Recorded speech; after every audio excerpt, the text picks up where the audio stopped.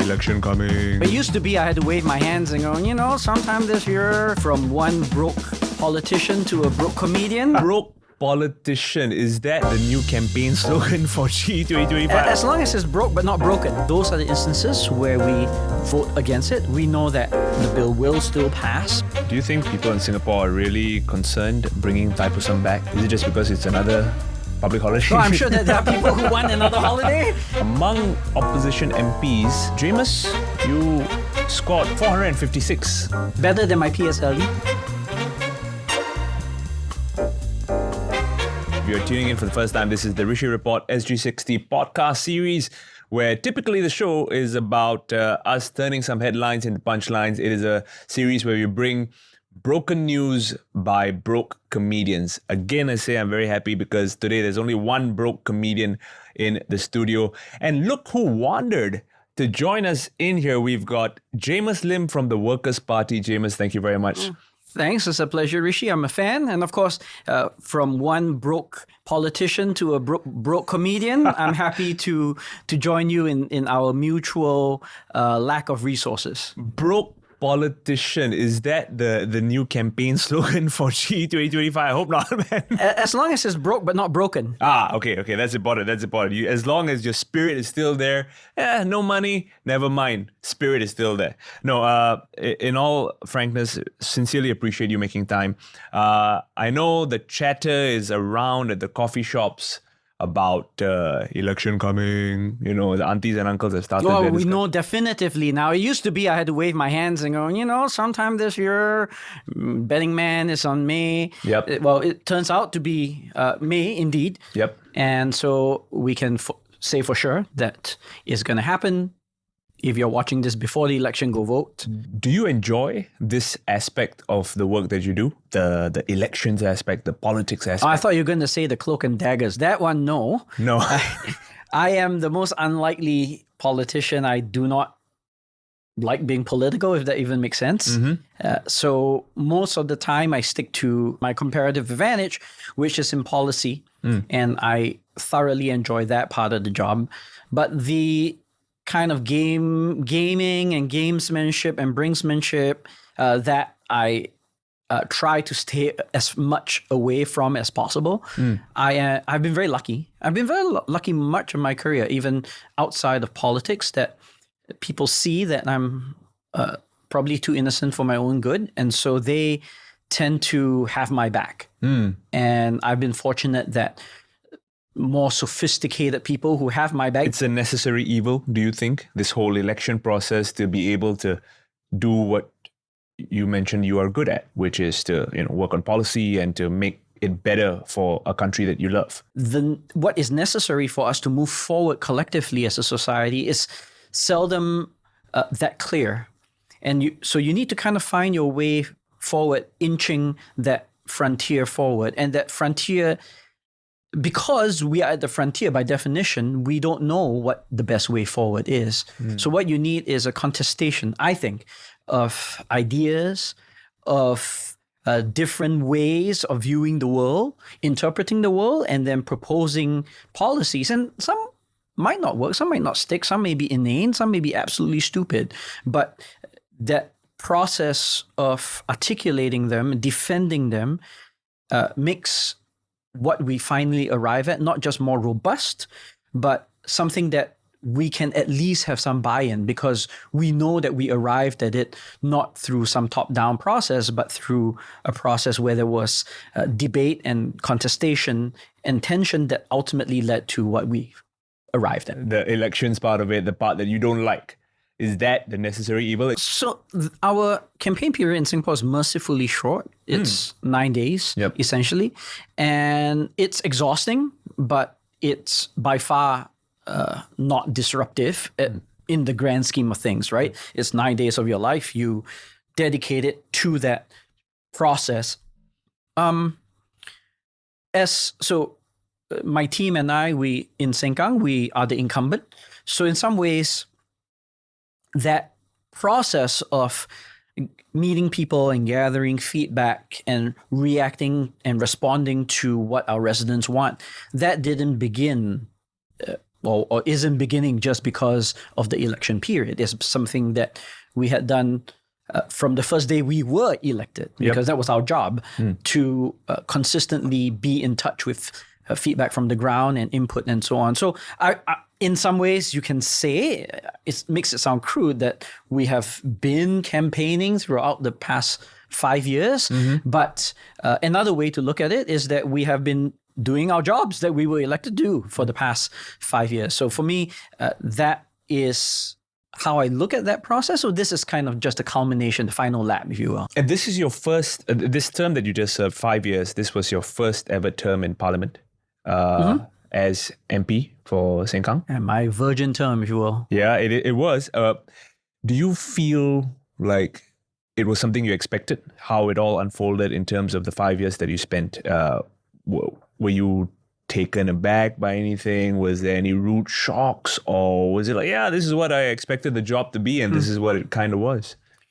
So I'm not sure if I was surprised, in part because I don't think I went in with many expectations. I kind of knew what the parliamentary process entails. So in that sense, it wasn't surprising. It unfolded pretty much as you might expect when you watch parliamentary proceedings in other countries and in our own country. Perhaps if there was one area where I was a little more frustrated, if you will, as someone that isn't a career politician nor a lawyer for that matter, is that the parliamentary debate is very constrained. There's rules in which constrain how much you can speak at any given point in time. Those rules also shape when you can speak. You have to be recognized by the speaker in order to speak. And at any point in time, there may be constraints on whether you can deliver a speech or whether you can only ask questions. So a lot of how we frame the ability to channel an idea has to ultimately be rerouted and reframe and refashion into a question if it is in response to another member's speech. So you can't just kind of throw things out there like we do in a coffee shop or when we're with our friends. You have to build, if you will, an experience in knowing how to operate within the institutional rules and restrictions. But you took to that quite quickly. You kind of, adapted very fast. In fact, I'm going to bring up a stat right here on the Straits Times. Do we have that article or that graphic from the Straits Times? Okay, this just came up. Okay. Top questioners in terms of participation during question time and written responses obtained for those who are listening in. Among opposition MPs, Jamus, you scored 456. Okay. I don't know what those numbers are, but I think you were better than my PSLE. Very high, man. Very good. 456. You were the third most inquisitive person.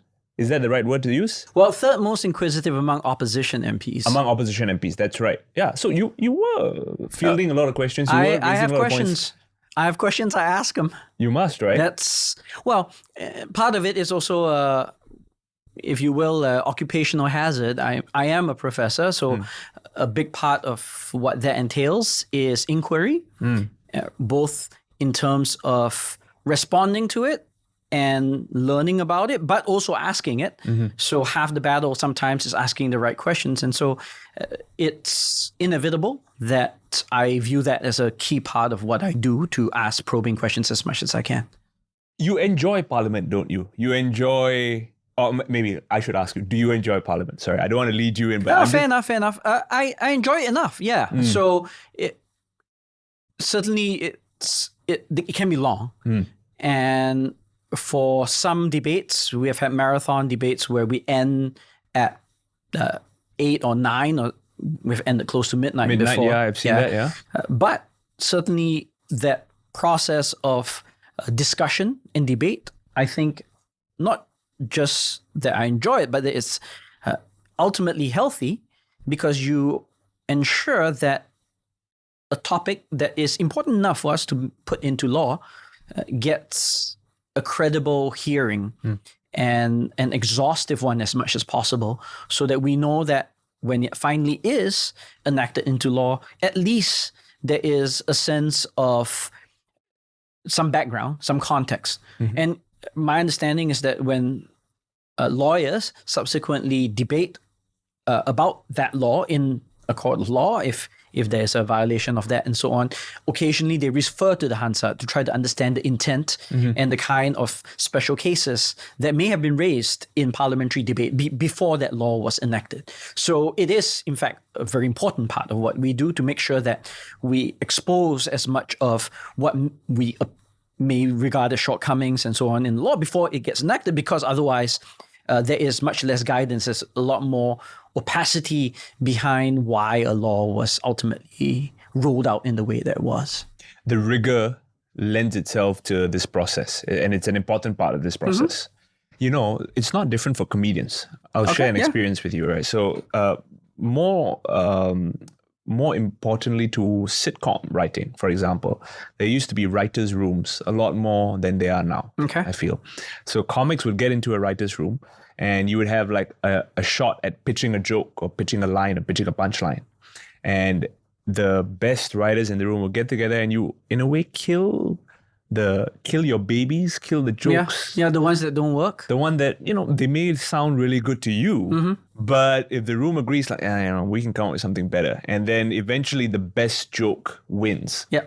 I can relate to that in Parliament as well, right? Because eventually the best idea or the best version of whatever bill that's being proposed remains and gets passed. Yeah. Well, I guess the only thing I'll add to that is that whenever I try to lighten the mood in Parliament with a little bit of a twist of phrase and so on, is more likely to get groans and eye rolling than actual laughter. But I love those moments. In fact, I'm going to quote one moment. I think you had a conversation with the Minister of Transport, Chee Hong Tat. And there was a discussion where he said something about an information gap, and you paraphrased it into a communication breakdown, if I'm not wrong. And then you asked him, and I quote, "Were you triggered by the word breakdown?" You did that, didn't you? Sure. So I obviously it's on record, so I can't deny it. What's going on here, man? Jamus Lim, are you trying to cho-cho? No. So what I'll say is this: when that kind of repartee goes on, it's not personal, and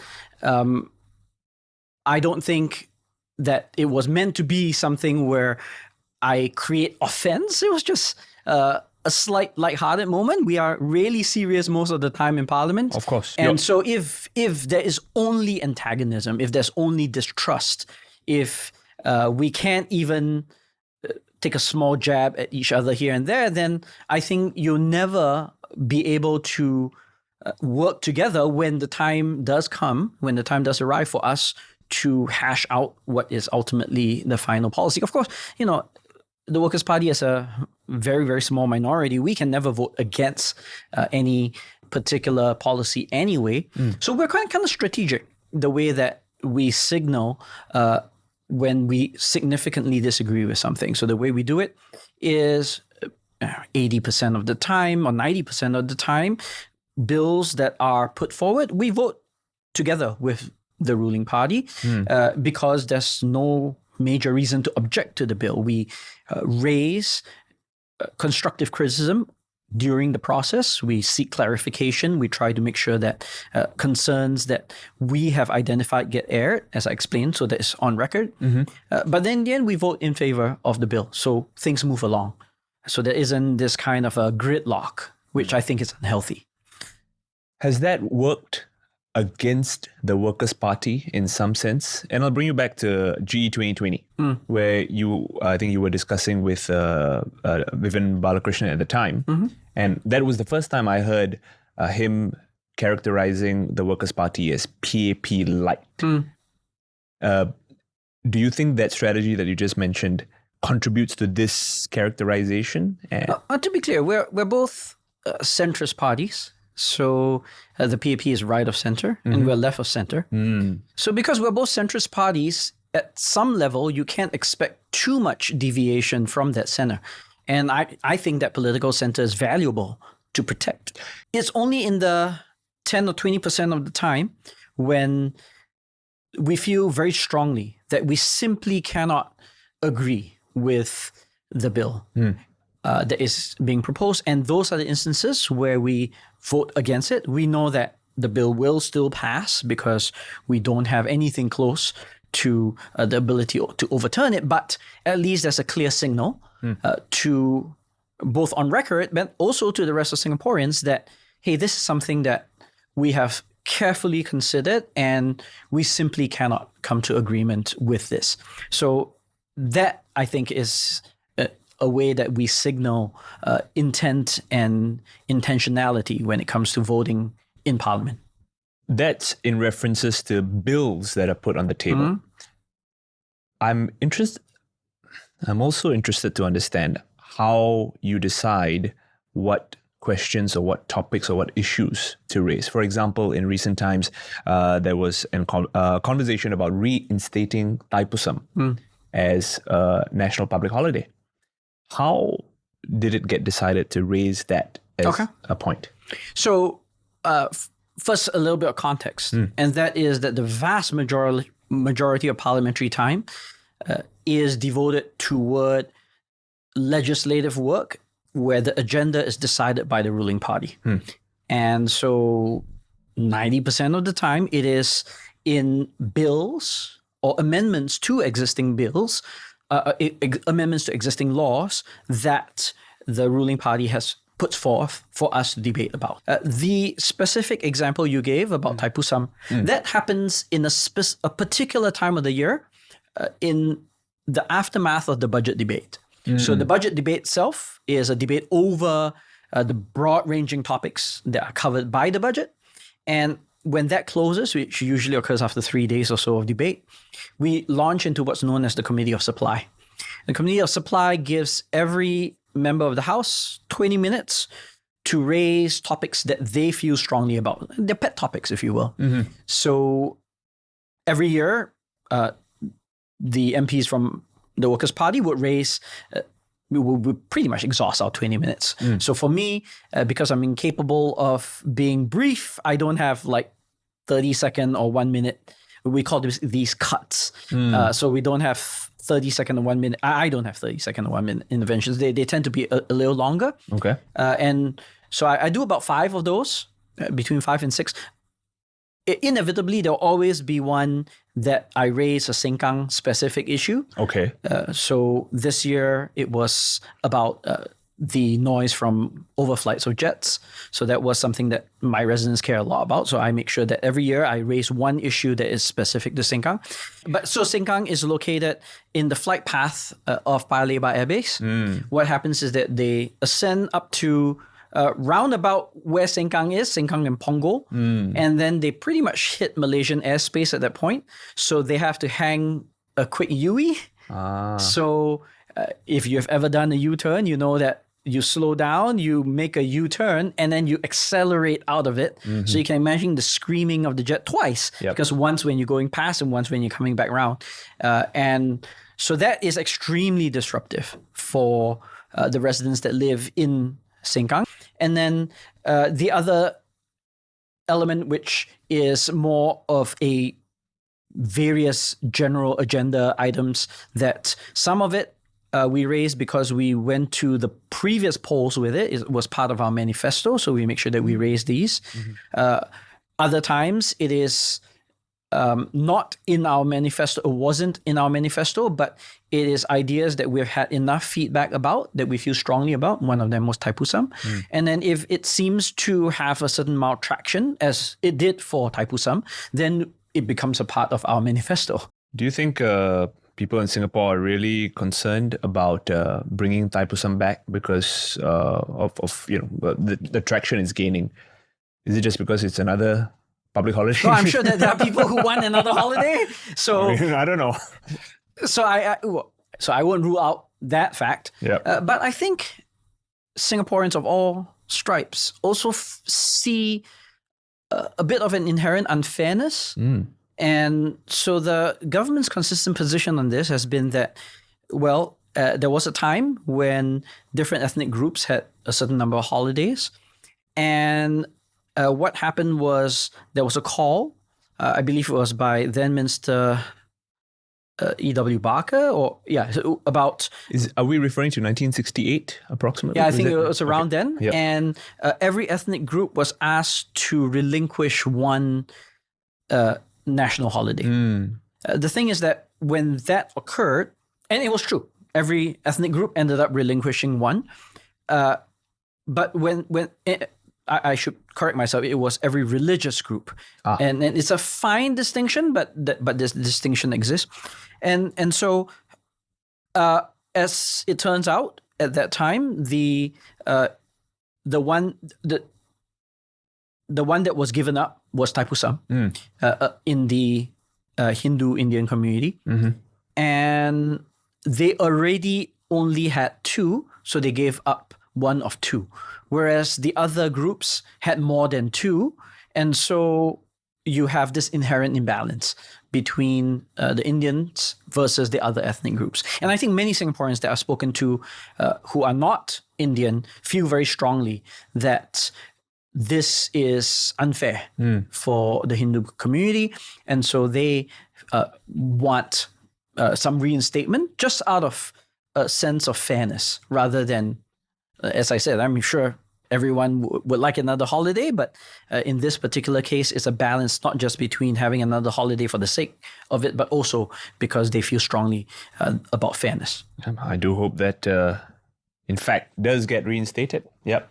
On that note, Jamus, we're going to just change things up a little bit. I always invite all my guests to be a part of our little improv process here on the show, because we got through COVID-19 by playing some improv games online, and one of them was to have wrong headlines only. Okay. All right. So I don't know how much time do you have to keep up with the news, given you're going to be going to the polls and you're going to be campaigning and everything. Do you have time to read the news? It depends on how recent the news is. Okay. But obviously, a part of the job is to remain attuned to especially local news and foreign news insofar as it affects Singapore, because ultimately that's what we have to do. We have to formulate policy and give suggestions on policy based on the news and developments in the news. So inevitably, I try my level best to stay on top of things. Okay. Yeah. That's good. Some of this is quite nonsensical news. I got to warn you first. Let's see how obscure you can find. I don't know how much is going to help you in your campaigning or how attuned you're going to be with the ground based on all of these. But we've got one international headline and then one something a little closer to home. The idea is we're going to flash a blanked out headline. So it's going to have some blanks in there. You and I together can fill up what we think are the funniest lines you can come up with. They don't have to be real. Eventually, we'll reveal what the correct headline is. Fair? Good. Let's go for one. Let's try. First headline, please. Blanked out. This is about the Trump administration. If you are listening in on Spotify, the headline we've got is Trump administration studying option to fire blank. What are we firing, man? Go. Blanks. Blanks. They're firing blanks. Like you have been, Trump. Okay, no. No. Okay, well, what are we thinking here? I'm thinking, can I go first? Is that okay? Please. I think the Trump administration is studying option to fire Donald Trump himself. I think there's a coup going on There inside. is a nice circularity between Trump firing Trump. The administration is doing it, man, behind his back, I think. So the Trump administration studying option to fire the Trump administration. There you go. Maybe. I could go with that. What else are you thinking?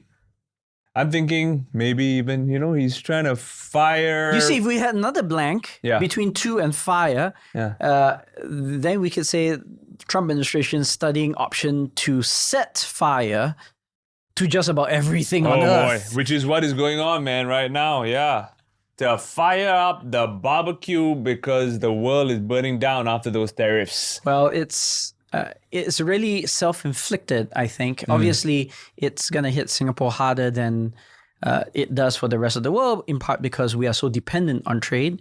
Do you think that's a real concern? Because that is one of the things that is being pushed forth, even by the government right now, that, hey, we need to finalize and make sure we know who we're going to be working with for the next 5 years, because there's so many uncertainties in the world, caused largely in part of this whole tariff issue. Yeah.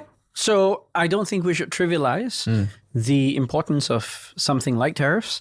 But at the same time, it's also important to ask what our response is going to be. Firstly, it's hard to pin down a response because the dude is volatile, to put it mildly. Don't put it mildly. How crazy would you go? Genius? Madman? What are we saying? No, I don't want to start some international incident by calling him loco, but it's certainly deeply unpredictable, right? Now, given that, it's hard for us to know for certain how we would want to respond as a nation. But at the same time, I think that this is precisely the time where what you need, and we were discussing this earlier on the show, is to really have a diversity of ideas on how best to respond. So I feel very, very strongly that it is precisely in this kind of time, like PM Wong said, we do need unity, but at the same time, we need a unity that is born out of a diversity of possibilities, so that ultimately the one that's chosen has evaluated the full menu of possible responses before we ultimately respond. So I absolutely agree with PM Wong that we do need unity, but perhaps I have a different conception of how that unity will come about. And I think that unity can only come about when we have a rich slate of ideas and policy options that can only come about when you have a true range of viewpoints that are taken into account. Shall we find out what the real headline is? What's the answer, Studio Director? To fire the Fed chief, Jerome Powell. Okay, so this is I think I read about this a little bit here. He's been having some political issue with this guy. Well, he's had an issue since a while back. Yeah. In part because, to be fair, Jerome, it's not so much a matter of Jerome Powell. It's a matter of the fact that the Fed chief is always appointed and expected to be independent.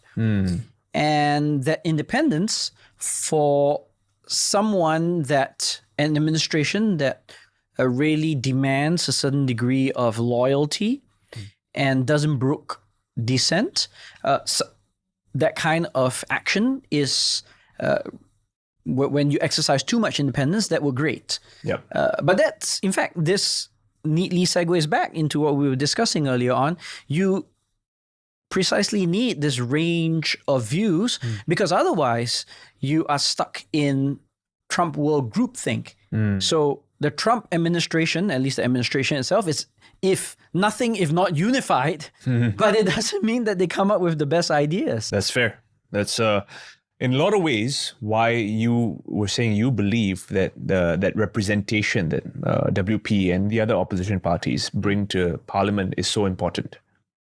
Let's bring things back to something a little closer to home. I believe this next headline is from Malaysia. Okay. If you hear a sound... This one now, comedians have given you some options, okay? One of them might be correct. If you hear a sound, just blank. Just forgive me, it's the Ramly burger I ate. This is ridiculous. Why? We have It's not clear to me that Ramly burgers inspired as much flatulence as other kinds of burgers. Apparently to some of our writers it does, man. We got an associate professor here.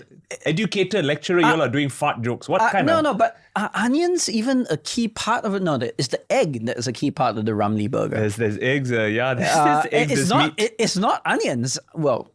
Presumably onions is what causes... I don't know what to tell you, Prof. Everybody is different. Everybody responds differently. Literally every bowel is different. So no, I don't think it's the Ramly burger I ate. Is it B? If you hear a sound, just ignore it. It's another parliamentary question by Jamus Lim, is it? That's what it is. One of the 426 in the past. Just too many, right? So, you got to work hard for your money, man. Just Fuck with dig. the ones that make, just dig. The third option, if you hear a sound, just dig. Let's see if that's the correct one. I'm guessing that's what it is, given the picture. Yes, you're right. There you go. Okay, so I think I read about this. This is about some Malaysian, almost treasure hunters. They've been using metal detectors to go around and, dig up artifacts or whatever they can find, and they're selling it. It's almost become a new revenue stream for some. I don't know if So what happens? So here's the thing.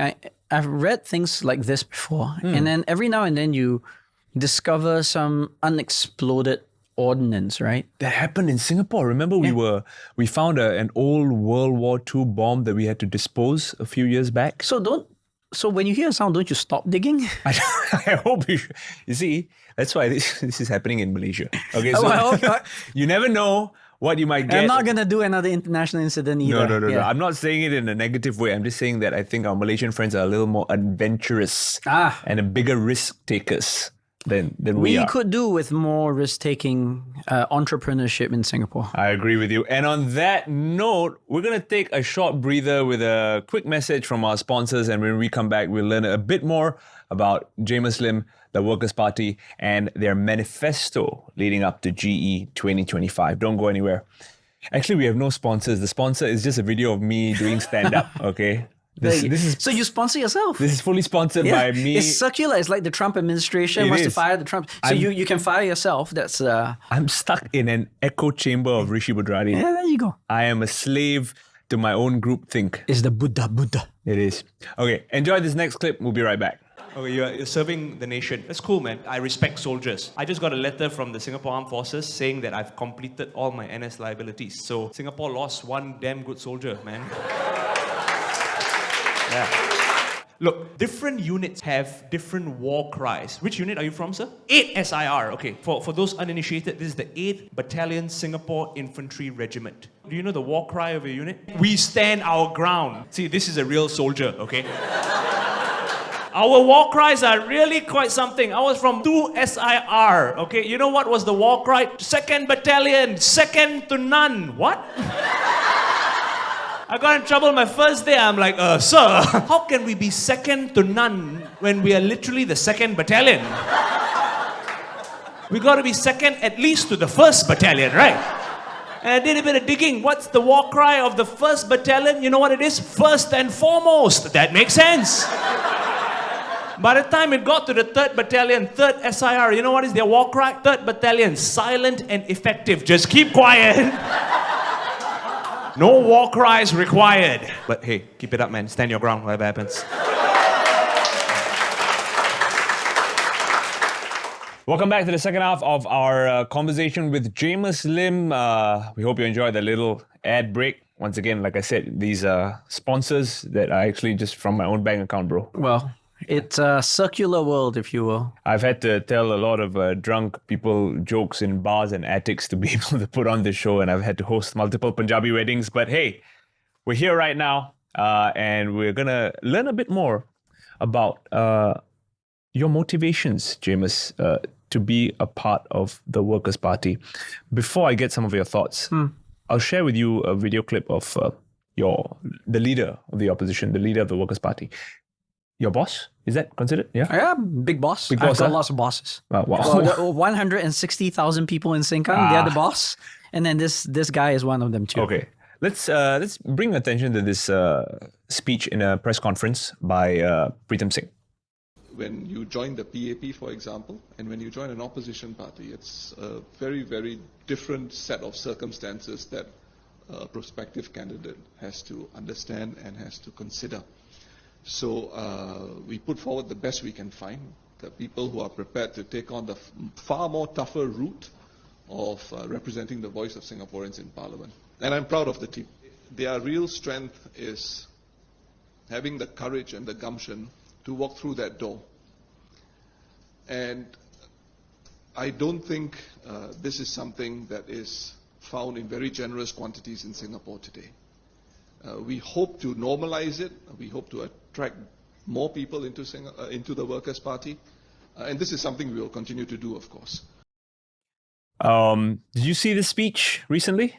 Online, I wasn't present. This was at one of the candidate introductions, I believe.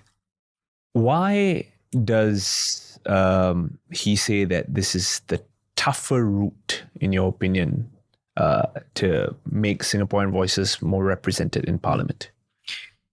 Well, having never traveled the other route, I can perhaps only speculate to some degree.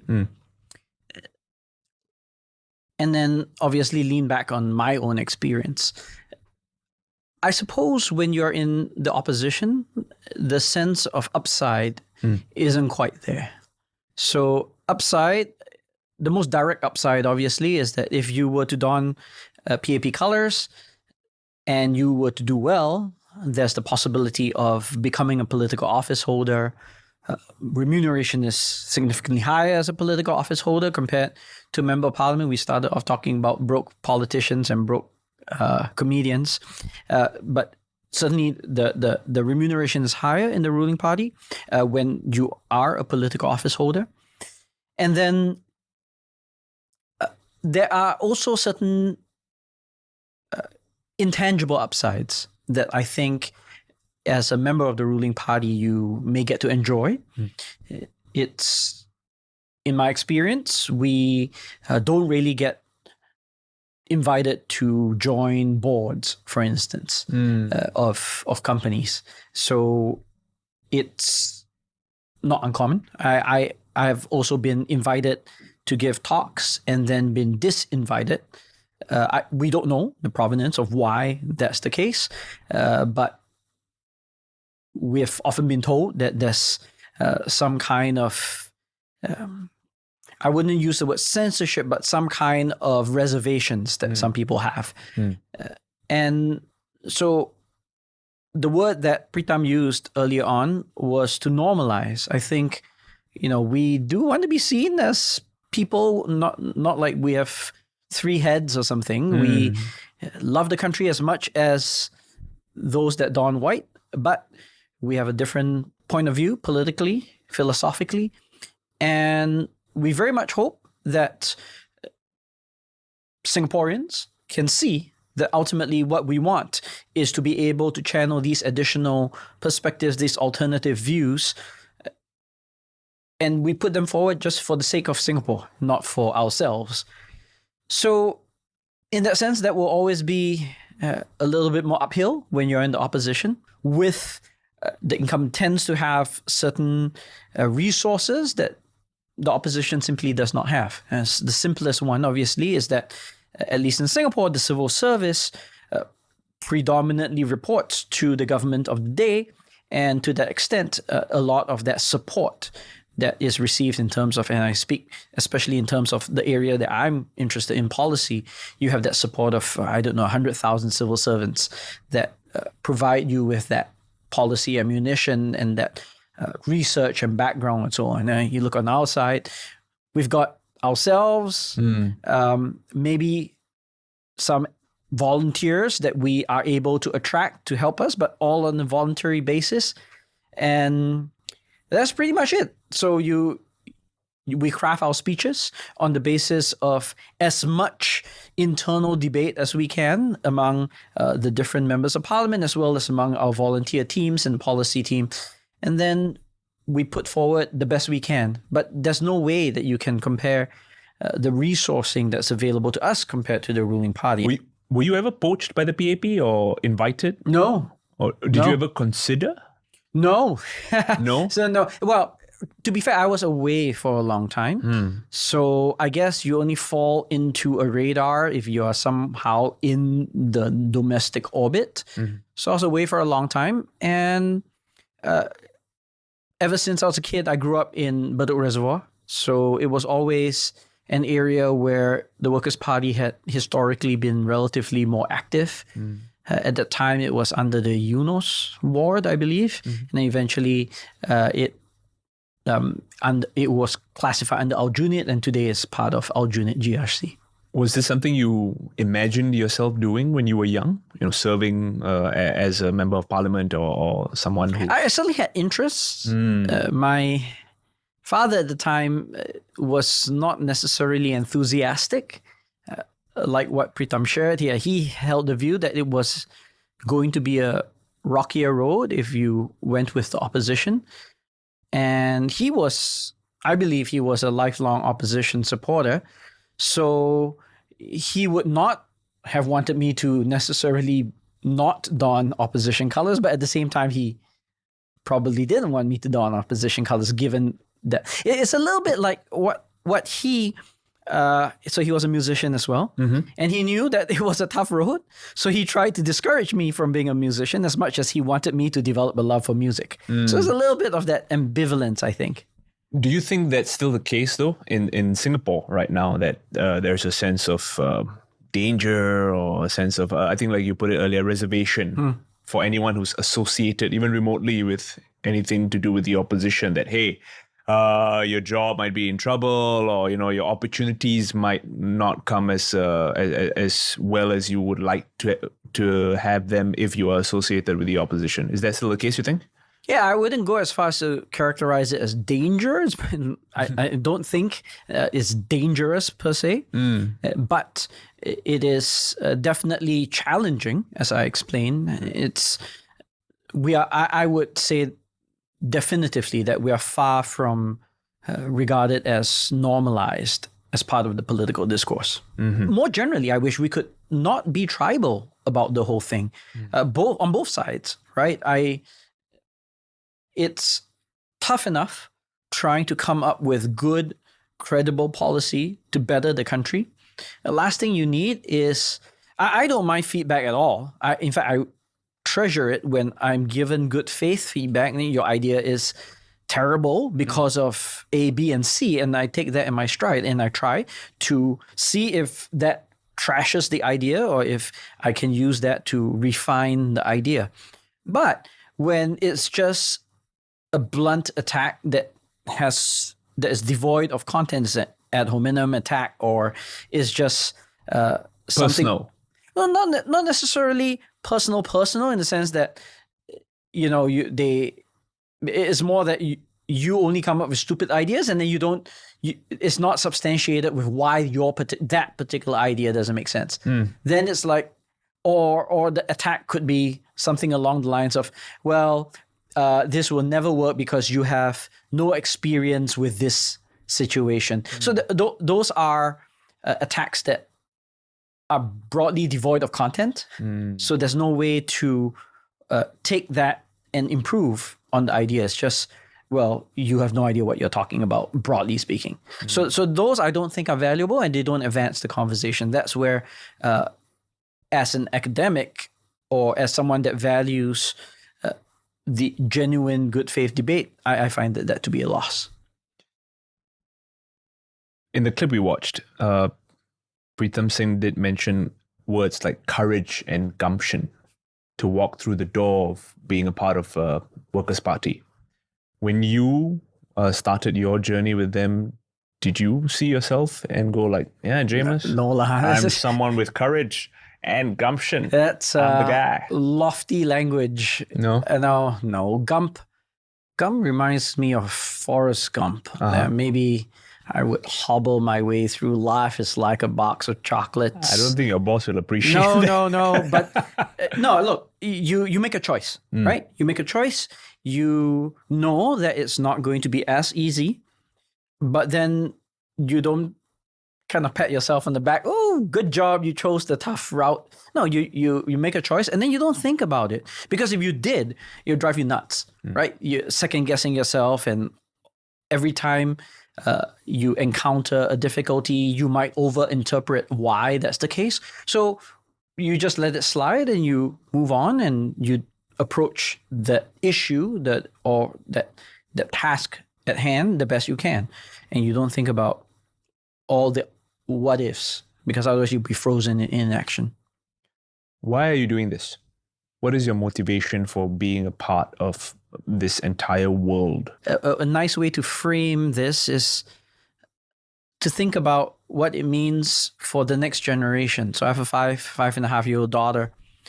She's growing up in a particular society where I see issues with the educational system, with the way that we pursue certain goals as a society, and the options that are available for one to live a fulfilled life. And for me, I look at that and say, well, I don't know if my daughter is going to be a doctor or a lawyer, or if she is going to be a ballerina or a musician. And I want her to be happy whatever she chooses to do. I want society to not just accept her, but have a place for her in this world. And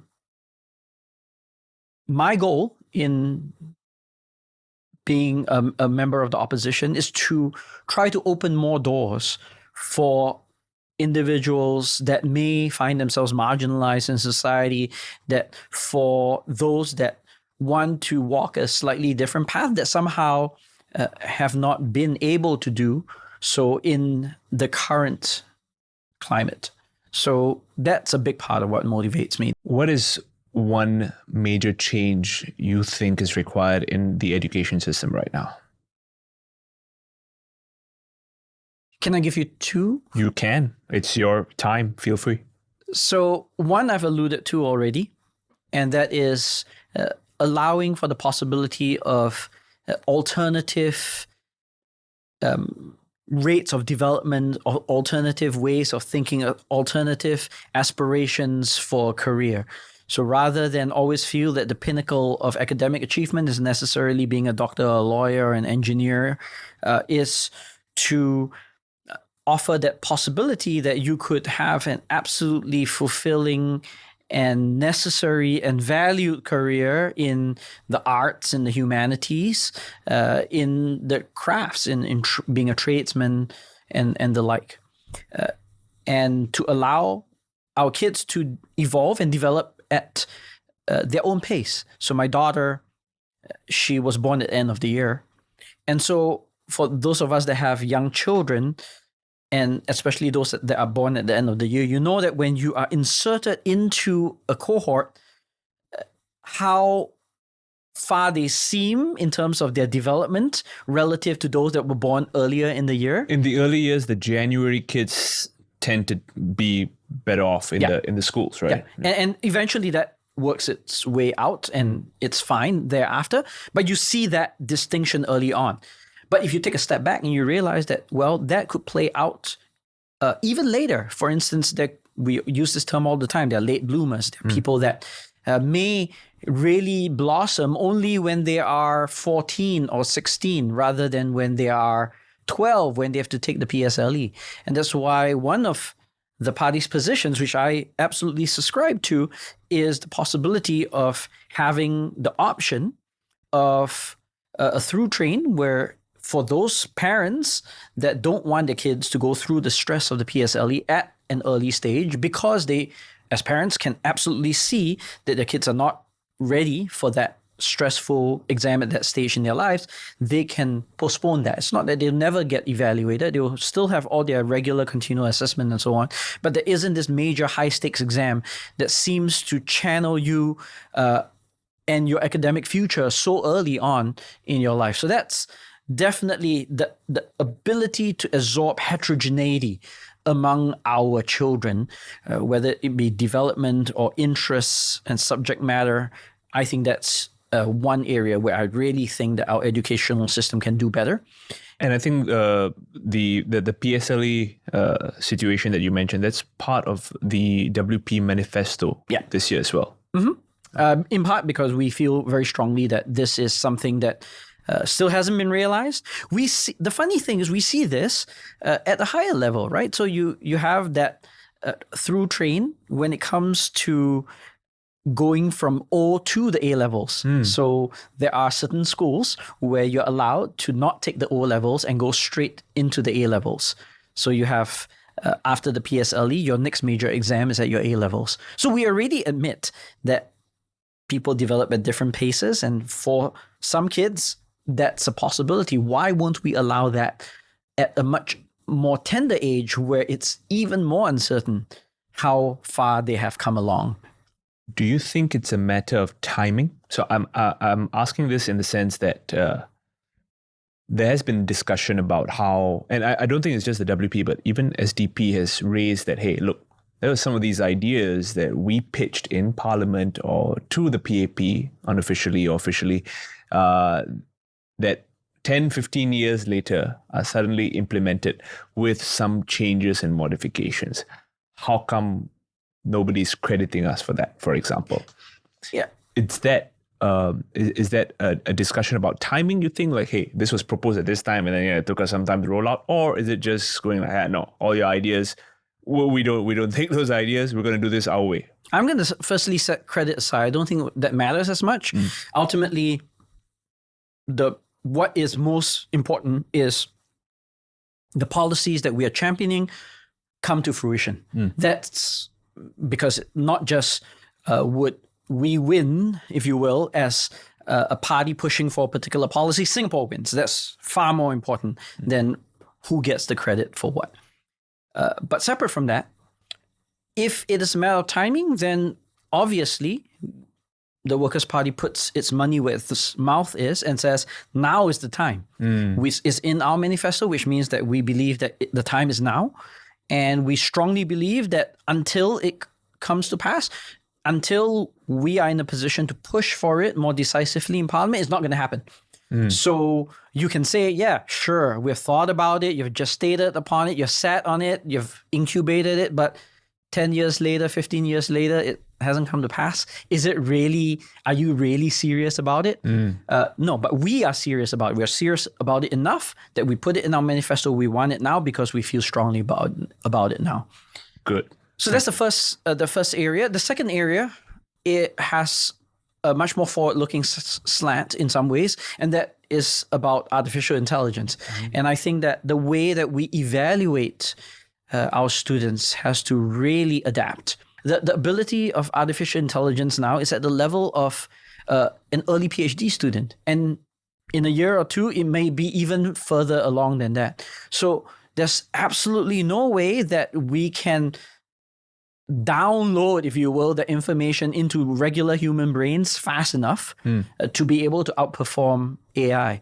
What we need to be able to do is to understand the steps involved, know how to ask the right questions, know where the gaps in our knowledge are, and know how to bring together existing knowledge in a way that AI, which relies on only the existing corpus of knowledge, cannot yet do. So that is a huge area.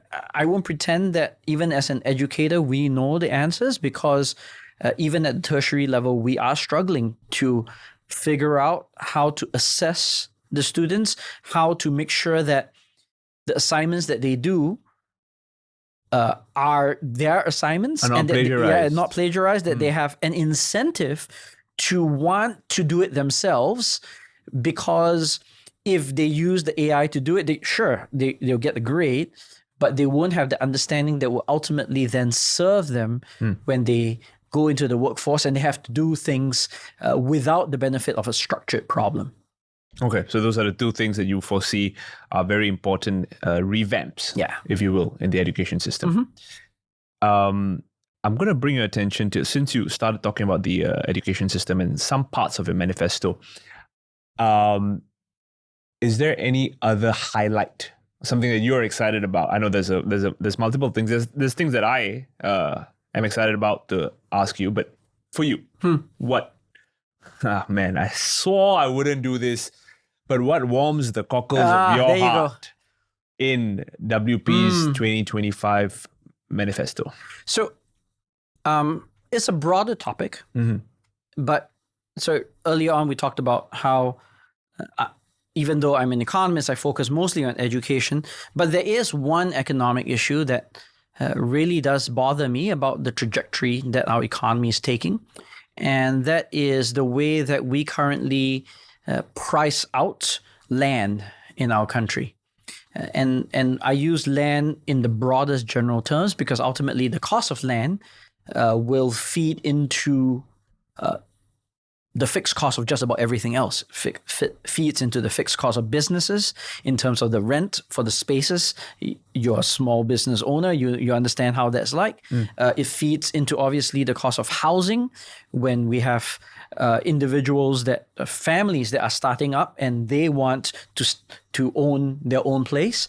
It also applies to even day-to-day necessities, because obviously if you buy food from a hawker, they have to pay the cost of their rental, and if that rises, that inevitably gets passed down into the prices they charge for their food. So it permeates just about every aspect of economic life. And I feel that land has kind of gotten unhinged in terms of its pricing. And the way that the government currently prices land is through the chief valuer. They rely on the chief. But what does the chief valuer do? They rely on a metric that essentially takes existing prices, resale prices, for instance, for HDB flats, and it applies some discount from that, and then it arrives as a residual at the price of land, which is then used to price new HDB flats. The problem is, if that resale price or the price of rent in the market in general is unhinged from fundamentals in some way. And I can imagine a mechanism for this. The mechanism is that we are becoming a globalized city. So certainly, while foreigners cannot buy public property, they can buy private property in Singapore. So you're having this massive demand that can come from abroad. People who want to park funds in Singapore, they buy property. That feeds into the high-end property market, but inevitably that will then spill over into the market at large. And so that unrestrained increase in land prices eventually, I think, is something that will break the camel's back. And I hope to the core of my being that we don't get to a situation where that bubble becomes embedded into everything in our economy. Then we truly will price ourselves out, because you're already hearing this, right? We pay more for our workers. Why? Because they need to survive, and they need to survive because costs of living are high. And why is cost of living high? If I had to keep backing up to one driver, for me, I think is it comes down to the price of land. So the cooling measures that have taken place in the past have not helped the situation significantly. Well, it's helped to some degree. So it's silly to say that there's absolutely no effect. But if you look, the main cooling measure that or the main way that the government tries to ensure affordability of especially housing, BTO, for instance, is despite the fact that resale prices keep going up and up and up, they have been able to, the government has targeted a certain income to house price ratio. And how they do that is by making it up with grants and subsidies. So, but that keeps rising, right? Because ultimately the resale prices are rising, so the subsidies just keep rising. That's the only way that you can keep that trend flat rather than rising at the same time. So in a sense, you're robbing Peter to pay Paul. The government's argument for why they don't want to have a different pricing model for land is because this might lead to raiding the reserves. But how do you make up for greater and greater subsidies? Well, you're essentially taking from other parts of the budget, and indirectly you are also taking from the reserves. So again,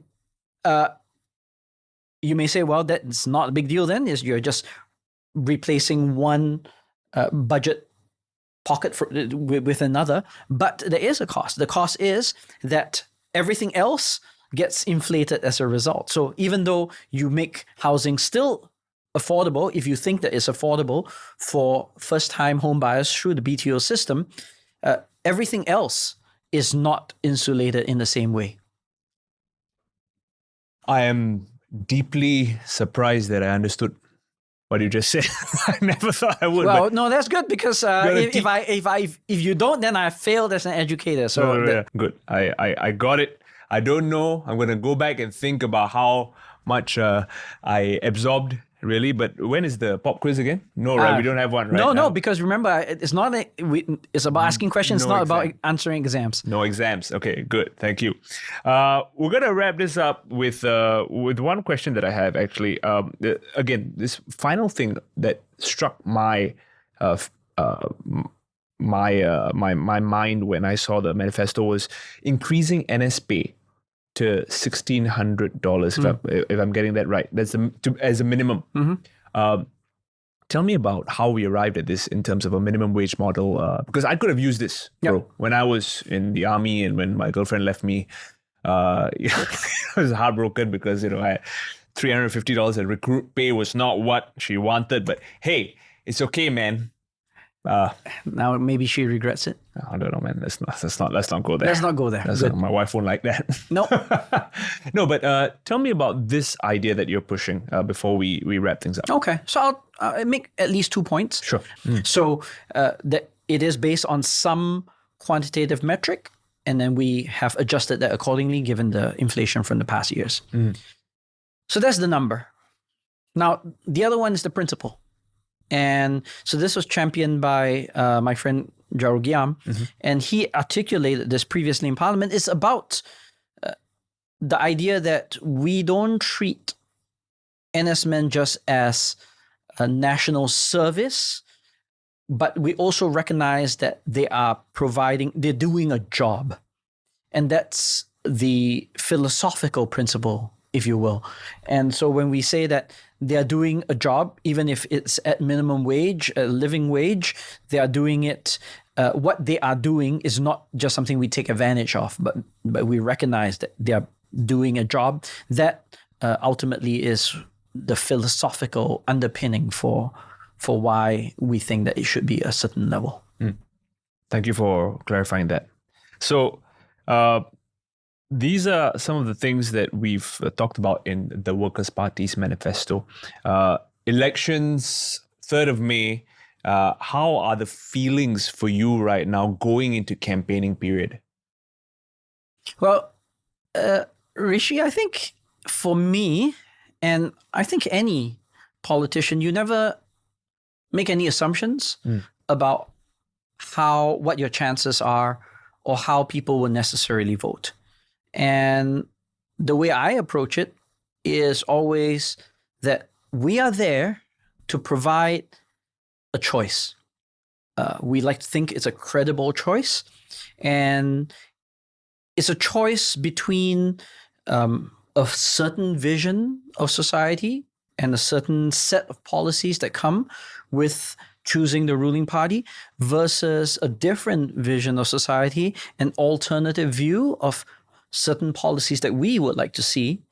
And so what our appeal is to every voter is that if one resonates more with you, we want you to feel comfortable that the team that you elect will have every ability to push for these, to the extent that MPs are also elected councillors in the town, that you can rest assured that they will take care of the town in a way that ensures that every life goes on, that your day-to-day isn't compromised as a result of choosing the Workers' Party.